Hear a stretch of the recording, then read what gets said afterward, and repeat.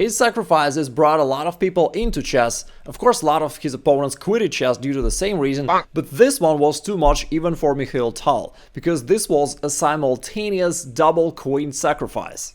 Tal played this game in a simul. He was playing white against an amateur opponent, Jack Miller, and so far we've got a standard opening. Tal goes d4, starting the attack straight away. Now, black can take on d4, and objectively it is the best move for black to play, but it is quite tricky because after e5, white begins to chase away this knight, and black needs to know something about this opening, otherwise black is gonna go down. In the actual game, black decided to defend this pawn by going pawn d6, which is a viable option, not the best one, because after this trade, now black is at the crossroad. The most natural move, just to recapture, would allow white to take on d8, forcing the black king to move or the black knight to go back, which is undesirable, and therefore instead of recapturing this way, black decided to grab this pawn in the middle of the board. But that was the first moment where Tal dropped the f-bomb. So bishop takes f7, very common tactics, followed by queen d5 double attack. If you've been watching my videos about the Scotch game, you know that it is one of the most classical traps of this opening, and here it just works for white. After bishop e6, white takes the piece back, and now they won the pawn along the way and exposed this king, which is now standing on f7.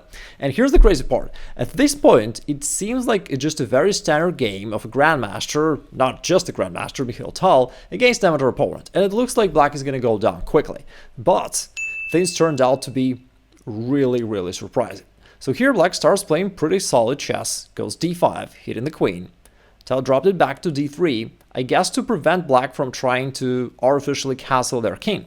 In general, since the king is exposed, black would love to play something like rook f8 and then retreat the king back to g8. But due to this queen, looking at this pawn, black cannot do this. In this case, white would simply go ahead and take it, so that doesn't work. And I guess that is the reason why Tal decided to keep the queen here. Anyway, black goes queen d7, also a very solid move, connecting the rooks and potentially preparing for bishop to come to f5 and chase away the queen. Perhaps Tal realized this, played rook e1, putting the rook behind this pawn on e5, kind of saying, hey, if you want to move the bishop out of here, think twice. Now what can black do? Still, their main problem is this exposed king, and of course the fact that their opponent is tall, but they can't change that. So what can they do? Again, ideally they would love to play this move in king g8, but it's not possible because this pawn is hanging. So after some thinking, black decided to go the other way around. They played rook a to f8, and now they're planning for their king to retreat like this, right? Starting this sort of artificial long casting. But the only problem with this long casting is well, it's way too long. It just takes so much time to do that. And white goes knight g5, and he begins to put pressure right out of the gate. So here, knight attacks this bishop, and black has to do something about that. Otherwise, white would take the bishop and then would take this central pawn on d5. Of course, it could be easy for black to just trade off the knight like this, but it actually gives white just a very comfortable position, and white is still a pawn up, that pawn that he snatched in the opening after sacrificing the bishop on f7. Now the king can no longer go in this direction. White has developed a bishop, he's going to play rook d1, put pressure here, and white will probably win the game easily. Therefore, of course, this is not the solution which black wants to play. And he played actually a very good move, bishop c5. Which is a counter-attacking move. Now black threatens bishop takes f2, with a double attack to the king and rook. And we gotta give due credit to the black player. I don't know, frankly, anything about him, but he put together a really, really solid game, and for a long time, he went toe-to-toe with Mikhail Tal, which is unbelievable. Anyways, bishop c5 threatens to take this pawn. Now, what can white do? Of course, the last thing you expect from Tal is something like retreating the knight back or playing something like rook f1, which is just very passive and, frankly, simply bad. Now, the normal move that white would normally wish to play is bishop e3, so that you solidify this pawn without wasting time. But here the problem is black can go d4 with this double attack, and then maybe knight takes e5 is also coming, hitting the queen, so it's not really what white wants here. Therefore, somehow there is no convenient way for white to defend this pawn. And Tal was like, hey, I never wanted to defend to begin with. And he says, all right, bring it on. And he takes on e6, just starting this really complex variation. And that is the reason why we are analyzing this game right now. Now, black has this counter strike, bishop takes f2 with a check and a double attack. Now, the king certainly needs to move to the corner. The king does not want to go to this file, so king goes here, bishop takes e1. Now, black wins the rook. And why do I give the exclamation mark to this move? Well, because the alternative was to take this knight, which also looks decent at first, because after queen takes, not like this, queen takes e6, looks like black is doing perfectly well. The rook is hanging, as well as this pawn on e5, and seems like black is okay. But here Tal prepared a little counter trick, knight takes d5. And this move threatens this fork after knight takes c7, forking the king and queen, and this seizes the initiative and the attack for white, and just white should probably be winning here. Anyways, so black played the correct move, bishop takes e1, grabbing the rook. Now, this moment, actually Tal was the one who played an inaccurate move, and it's easy to criticize, of course, when we have modern computers analyzing everything and telling us which move is correct. He played knight takes f8, which is a very natural move to play, but actually quite a big mistake. Anyway, very hard to comprehend at this point. A better move for white was not to take the rook, because the problem is white is trading off his most active piece, this knight on e6, for black's most passive piece, this rook on h8.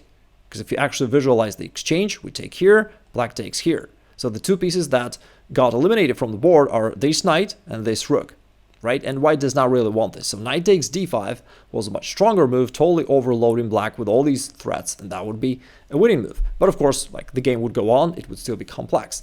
In the game, Tal played knight takes f8. And honestly, I think that is just because of a simul. I'm also grandmaster. I gave a number of simuls in my life, including simuls on many boards, like I think almost up to 100 boards. And I can tell you that when you give a simul, basically you want to keep things simple, because you have really a lot of games to play, right, one by one. So you do not want to overcomplicate matters in one game, so you have to go there and spend a lot of time calculating variations just on one board, where you have 50 other boards to handle. So try to keep things simple naturally. And I guess that is the reason why Tal wanted to pick the line which initially, and he went bishop g5, looked very advantageous for white. So right now with this bishop from g5, we're still cutting the king off. It still cannot hide there on the queen side. Plus, now as the bishop got developed, this also cleared the first rank, so that the rook is now hitting the bishop. This pawn on d5 is also attacked. The king is centralized. Everything is looking pretty cool for white. And again, looks like white is about to win the game pretty quickly. But now, black really demonstrated his best. I guess that it is the game of his lifetime, because I can't imagine in any other way how would black, being just a regular Joe, playing this super strong moves. Anyways, knight b4, hitting the queen. Really great move, and the only move that keeps black in the game. So here, it attacks the queen, and the problem for white is the queen cannot just move away, because the queen has to guard the square, otherwise rook to f1 would come with the back rank checkmate. So queen e2 is forced. Now still looks like white is attacking this bishop twice, and the bishop needs to move, but black played knight takes c2, which is another great move of black, not only guarding this bishop, but also hitting this rook on a1. And black is still capitalizing on the same fact that the queen cannot take it because of this same back rank checkmate. And besides that, since the queen cannot take it, now white is actually quite struggling, because this rook is attacked. Black also threatens something like d4 hitting the knight, then d3, maybe queen f5 attacking this bishop, and then going inside with f1. Black actually comes up here with a ton of threats. Therefore, white's position becomes critical. But Tal says, okay, I don't want to defend, I want to counterattack. And he goes pawn e6, this time hitting this queen. Black responded with a very natural move, queen to d6, which turns out to be a big mistake due to white's next move, knight to b5, hitting this queen as well as putting pressure to this pawn on c7.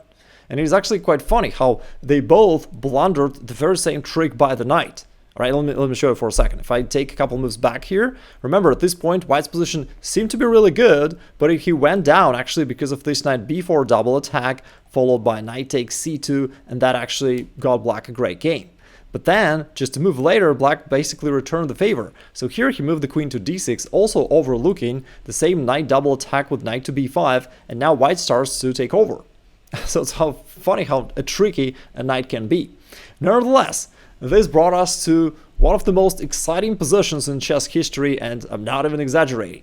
So here, think about this. The queen needs to move. It also needs to guard this pawn on c7.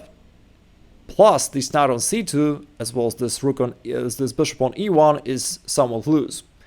But black really decided to bring it on, and he plays queen to e5. What?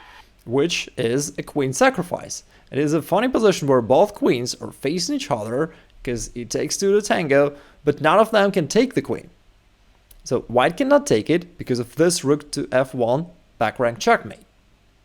But it turns out to be that the same is true for black. He cannot take this queen on e2 because of knight takes c7 checkmate. That is something absolutely mind-boggling. Anyways, at this point you can see just a usual day of life of Mikhail Tal, right? Every piece of Tal was either sacrificed or is on fire. Now the queen is attacked, the rook is attacked, this bishop is hanging, the back rank checkmate is threatening to the king. Like, everything is falling apart, but somehow Tal manages to figure things out. And he realized that, well, the queen is not really hanging because of this checkmate in threat, right? So he played pawn h4, which is another absolutely crazy stuff to do, you know, when both queens are facing each other and white is sort of making this escape square for the king.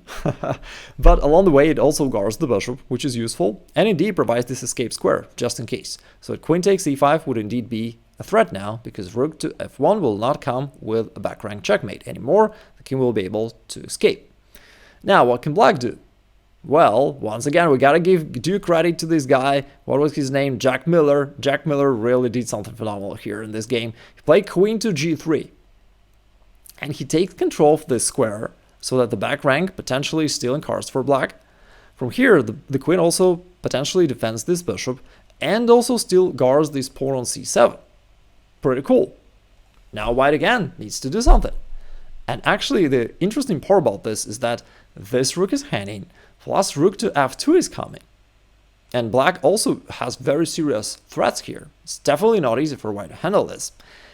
Tal played rook d1, bringing the rook into play, and black indeed continued with rook to f2, which looks like a very strong move, looks like a winning move for black, because queen takes g2 is threatening, checkmating 1, the queen is hanging, plus black king has now some room to escape if necessary. Looks like black is winning the game. So is that true? Well, Tal also prepared a counter trick, and this time he's sacrificing the queen on f2. Basically, that is the second queen sacrifice in this game, right? Because just not too long ago he sacrificed it on e2, now he sacrificed it on f2. What can black do now? The queen theoretically can be captured in two different ways, but one of them is losing quite easily. So queen takes f2 is a bad move, and it wasn't played in the game because of knight takes c7 check. The king needs to move. Notice this bishop, so the only one move is available. Now pawn e7 check, and on the next move pawn promotes, and in this case it's even a checkmate, but either way white is winning. Alright, coming back to this position, black needs to take it with the bishop, which he did, and now rook takes d5. All of a sudden, don't judge a rook by its cover. So far, it has always been standing right here in the corner of the board, being attacked by this knight, seemed like the most undeveloped and weak piece of white, but all of a sudden now it creates this checkmating threat. Also, there's another funny thing about this position. Black is up a queen for a rook, which seems to be a winning material advantage. And the normal, value of chess pieces is that the queen is the strongest chess piece that can move in any direction, blah, blah, blah. But, there's also the value of chess pieces according to Tal, which is the value of a chess piece is whatever I want it to be. And here he claims that this queen is really weak, it can't go anywhere, which is funny, because if you look at the position, the only square available for the queen without being immediately captured is just this one square on g4. So the queen can only move one square without being captured, not any other one. All these squares are somehow taken by white's pieces one way or the other, which is pretty funny. Right, the queen is restricted right here. So black decided that, in order to stop the king from being checkmated, they need to give up the queen back. So he played queen h4 check, and it's indeed the only move that prevents this checkmate from coming. And after the trade, at least black avoided the checkmate. But now white is in an endgame, and he actually is up the exchange. Plus knight takes c7 comes with a check, king goes to f8, but still it's interesting to see how to convert the advantage, because it was probably not a one-time occasion in your games where you got a winning position, but then somehow things started to fall apart. So let's see how to convert it. Initially, Tal played rook f5, which is the move which would make all of us feel really confident in our chess abilities, because it's the wrong one. So here after bishop f6, Tal realized that, the move was actually wrong, and now black is threatening knight to d4. Initially, he was probably going to play knight d5, which looks like a winning move due to the pin, but black would play knight to d4 with this double attack. So that would actually blunder this very strong passer on e6. Tal figured it out at this point and just removed the rook back to d5, admitting his mistake, but his position is still winning. Black played a5. Quite an interesting move, trying to entice Tal to capture this pawn. Pretty funny. In this case, black would be able to play king e7, knight to d4, and maybe try to put together some defense, but Tal goes rook d7, ignores this pawn, and just goes for this really nice domination along the 7th rank. Black played knight b4, but now rook f7 check, and after king to g8, even in an endgame, Tal still find the way to sacrifice something. He sacrificed the rook right here. Turns out that the rook cannot be captured, because then the pawn just goes forward, and black can't stop it. Black played knight c6, trying to stop the pawn for some time.